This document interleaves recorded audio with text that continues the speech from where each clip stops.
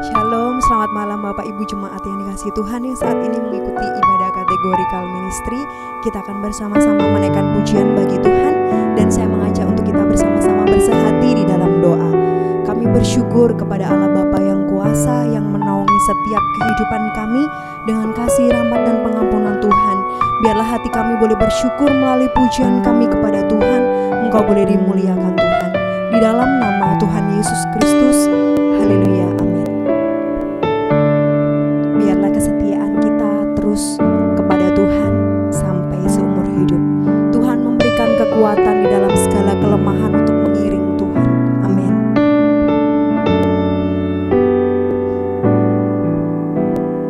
Tak akan pernah ku sesali mengiring Yesus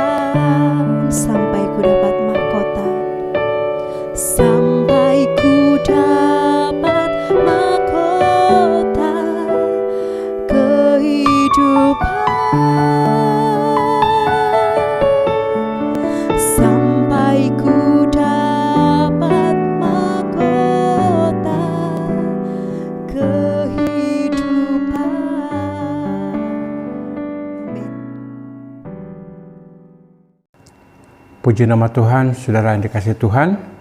Kita sudah memuji menyembah Tuhan dan saatnya kita akan menerima firman Tuhan.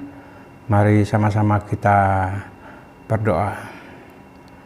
Terima kasih Tuhan untuk saat ini kami boleh menikmati firman-Mu lagi. Urapi hamba-Mu dan urapi kami semua yang mendengarkannya. Dan biarlah firman ini boleh berguna dan menjadi rema dalam kehidupan kami praktekkan dalam kehidupan kami. Terpujilah Tuhan, dalam nama Tuhan Yesus. Amin. Saudara yang dikasihi Tuhan, malam hari ini kita akan sama-sama melihat satu kebenaran firman Tuhan. Saya ambil di dalam 2 Samuel pasal yang ke-12. 2 Samuel pasal yang ke-12 ayat yang ke-13 sampai dengan ayat yang ke-14. Kita akan membaca 2 ayat sebagai landasan ayat firman Tuhan malam hari ini. 2 Samuel 12 ayat 13 dan 14. Demikian dikatakan firman Tuhan. Lalu berkatalah Daud kepada Natan, "Aku sudah berdosa kepada Tuhan." Dan Natan berkata kepada Daud, "Tuhan telah menjauhkan dosamu itu. Engkau tidak akan mati. Walaupun demikian, karena engkau dengan perbuatan ini telah sangat menista Tuhan, pastilah anak yang lahir bagimu itu akan mati." Sekian jauh pembacaan firman Tuhan. Saya beri tema dari firman ini dengan judul penyesalan dan hukuman. Nah, saudara dikasihi Tuhan, hubungan atau relasi antara kesalahan dan hukuman itu sudah pasti kita ketahui bersama. Orang yang bersalah pastilah dihukum. Dan ini sesuai dengan asas keadilan, dalam arti ada kesetimpalan atau setimpal. Orang yang kesalahannya besar, ya hukumannya pasti berat. Sedangkan orang yang hukumannya kecil, kesalahannya kecil, pastilah dia akan dihukum dengan ringan. Namun sangat disayangkan saudara, apa yang kita saksikan dalam kehidupan nyata saat ini, sepertinya asas keadilan itu jauh dari yang kita harapkan. Contoh misalnya, orang yang mencuri ayam itu kadang-kadang dihukum 2 tahun penjara. Sedangkan perampok yang merampok atau korupsi uang rakyat itu bisa dikenakan kurungan penjara 3 tahun juga lamanya. Itu pun sudah dipotong remisi tiap tahun. Sehingga totalnya kurang lebih 2 tahun saja. Nah saudara, fenomena lain yang sering kita lihat adalah bahwa hukuman kadang-kadang tidak membuat pelaku kejahatan itu menjadi kapok atau menyesal. Tetapi pada waktu hukuman itu sudah berakhir atau mereka dibebaskan, tak jarang mereka justru kembali melakukan hal-hal yang serupa atau bahkan yang lebih lagi. Tak jarang justru mereka melakukan hal yang di luar dugaan malah. Contoh sederhana, kita bisa melihat pada diri residivis yang bolak-balik masuk keluar penjara. Kekasih Tuhan. Nah, hal ini menimbulkan satu pertanyaan, sampai sejauh manakah efektivitas hukuman yang dijatuhkan itu? Dalam hal ini, tentu saja ada faktor kesadaran, kepekaan, dan hati nurani pada pelaku kejahatan itu ikut menentukan efektivitas jera atau penyesalan yang sesungguhnya. Nah, mari kita lihat pokok bahasan kita pada malam hari ini dalam 2 Samuel pasal yang ke-12 tadi. Di sini kita berbicara tentang kisah Daud dan Batseba, adalah kisah tentang tipikal anak manusia yang kepada siapapun dia, sehebat apapun dia, dan setinggi apapun jabatannya, pasti selalu punya kemungkinan untuk jatuh dalam dosa.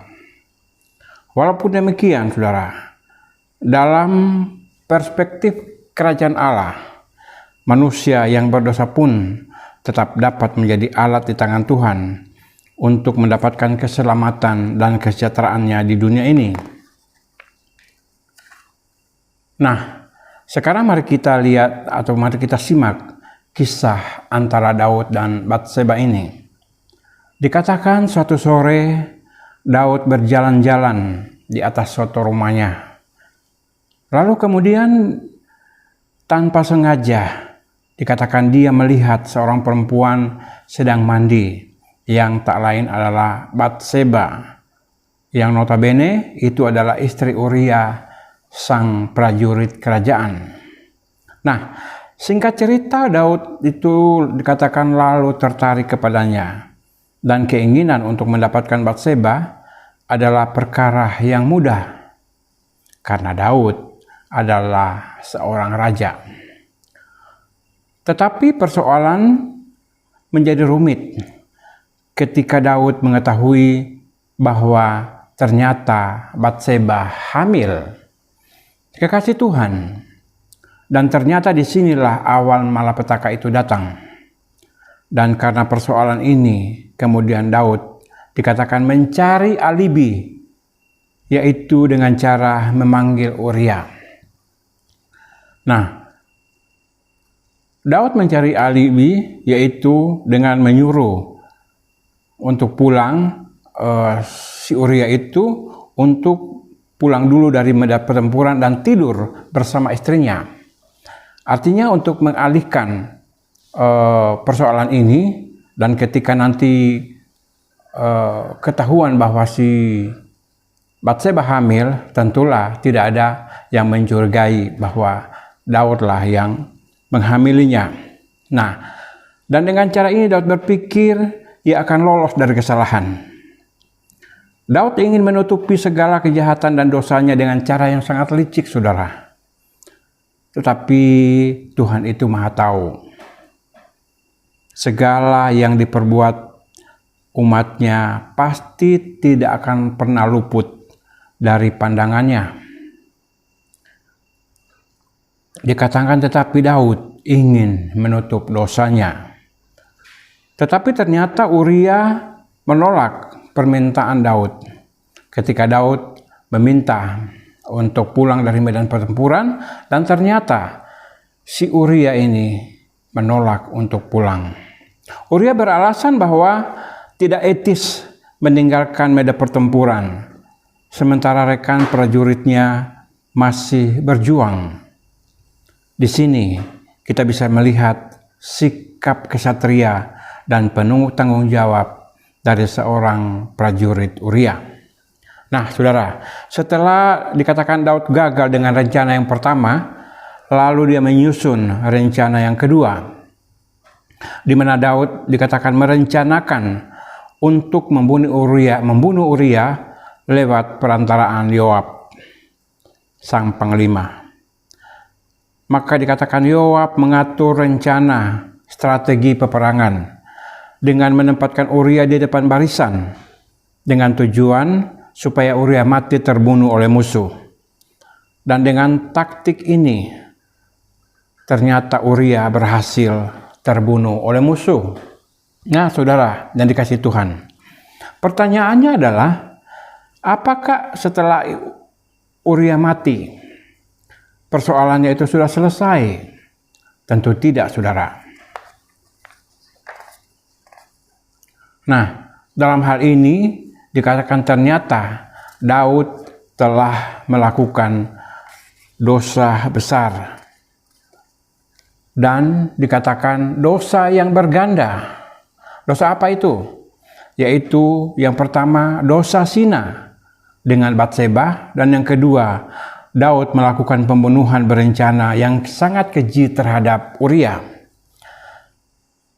Nah, dan di atas kedua perbuatan ini, maka Alkitab menyatakan bahwa Daud telah berdosa dan menghina Tuhan. Saudara bisa lihat dan bisa simak sendiri di dalam 2 Samuel pasal yang ke-12 ayat yang ke-9. Di sana sangat jelas dikatakan bahwa Daud telah menghina Tuhan. Nah, dikatakan Daud telah mempermalukan nama Tuhan. Pertanyaannya mengapa? Alasannya ialah karena Tuhan yang telah mengangkat kehidupan Daud menjadi seorang raja. Dan karena Tuhan telah meluputkan dia dari tangan Raja Saul. Nah, saudara yang kasih Tuhan, hal yang menarik perhatian kita di sini adalah kata mengapa. Bisa lihat di dalam ayat yang pasal yang ke-12 tadi, ayat yang ke-9. Mengapa? Di mana kalimat ini menimbulkan ketidakmengertian yang besar. Dalam hal ini seolah-olah dikatakan Tuhan tak menduga bahwa Daud akan berbuat sejauh itu. Bukankah Tuhan itu Maha Tahu? Dan mengapa ujian seberat ini harus ditanggung oleh Daud? Jawabnya adalah kita kembali kepada kedaulatan Allah. Allah yang berdaulat atas semua ciptaannya.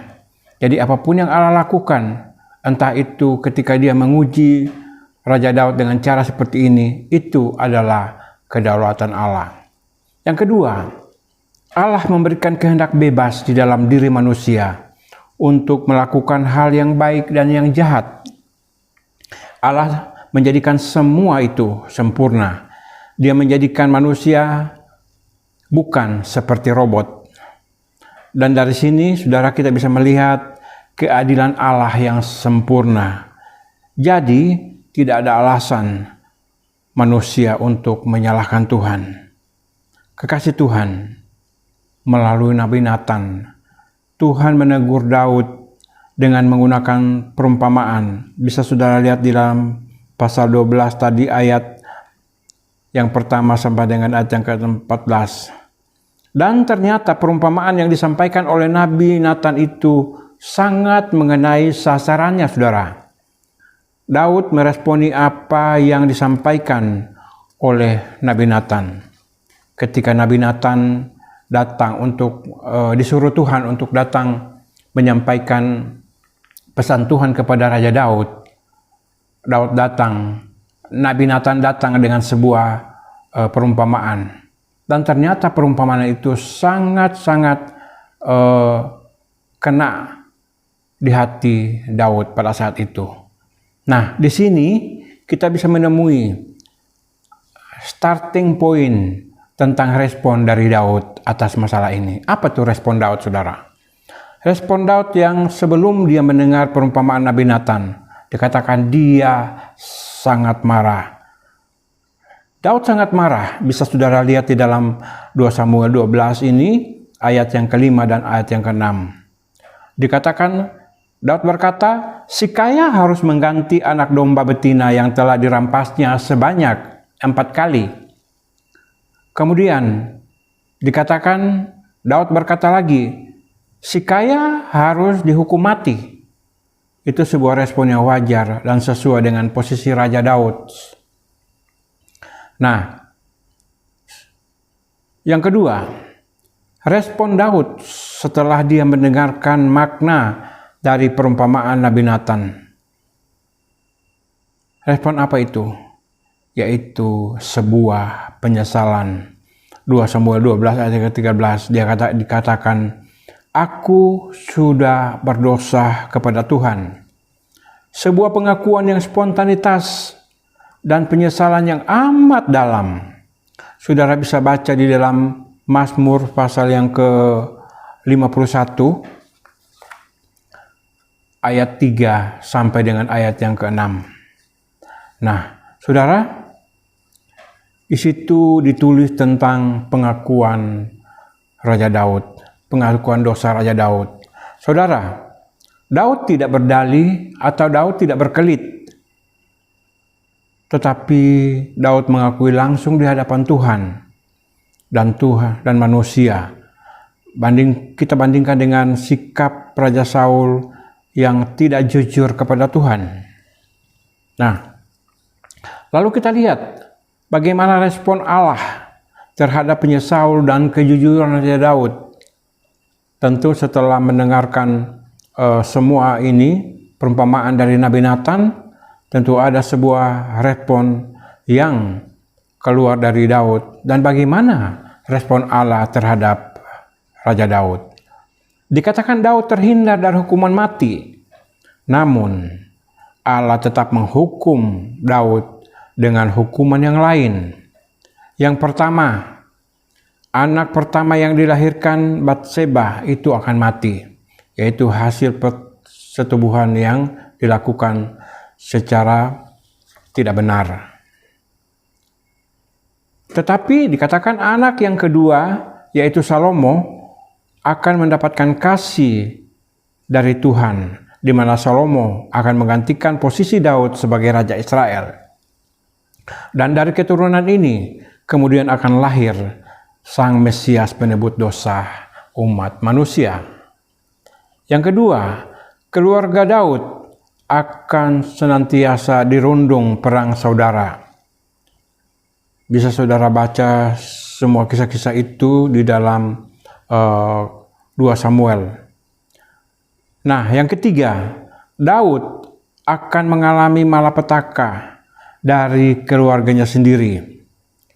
Berikut, Daud akan mengalami penghinaan karena istri-istri atau gundik-gundiknya itu akan dinodai oleh orang lain, yang tak lain adalah Absalom, anaknya sendiri.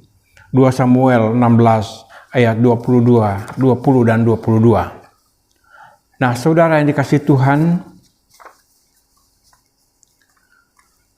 dalam kisah Daud dan Batseba ini tampak bahwa hukuman yang dijatuhkan Tuhan itu efektif memunculkan penyesalan dalam diri Daud. Jadi esensi dari hukuman sebagai alat untuk membuat pelaku kejahatan menjadi menyesal dan jerah itu terpenuhi. Demikianlah, kalau Tuhan menjatuhkan hukuman, Tuhan pasti tak ingin membalas dendam kepada orang yang bersalah padanya. Kalau Tuhan ingin menjatuhkan hukuman, pasti dimaksudkannya supaya orang itu bertobat, seperti yang terjadi pada diri Daud. Seperti Daud, setiap kali kita juga seringkali pernah melakukan kejahatan dan kesalahan. Gradasi atau tingkatannya tentu bisa berbeda. Hal itu kita lakukan kadang entah kita sadar atau tidak. Kalau kita mendapat teguran dari Tuhan atau dari orang lain, hendaknya kita menerima dengan hati yang lega dan kita bertobat. Hukuman Tuhan bukan pembalasan dendam, tetapi untuk membuat kita menjadi sadar.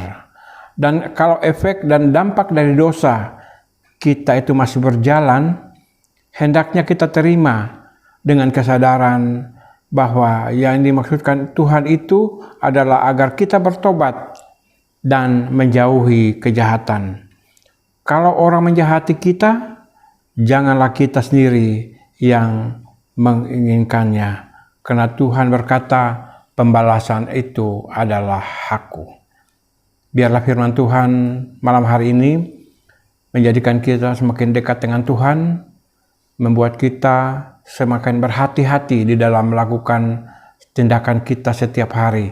Karena godaan atau cobaan itu setiap hari, setiap saat mengintai hidup kita. Oleh karena itu pertolongan dari Tuhan senantiasa menjadi milik kita. Puji Tuhan.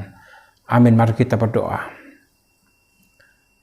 Terima kasih Tuhan untuk firman-Mu malam hari ini. Kami bersyukur kalau kami masih boleh ditegur melalui firman ini. Setiap hari Tuhan, setiap saat ada begitu banyak badai cobaan datang mencobai hidup kami. Kami mengaku dan kami yakin kami tidak sanggup untuk mengatasi semuanya ini. Tetapi kami percaya dan kami yakin ketika kami berserah kepada Tuhan, kami pasti akan dilindungi. Terima kasih Tuhan. Ampuni segala kesalahan kami yang seringkali kami sudah perbuat melawan kehendak-Mu, baik secara sadar ataupun secara tidak sadar.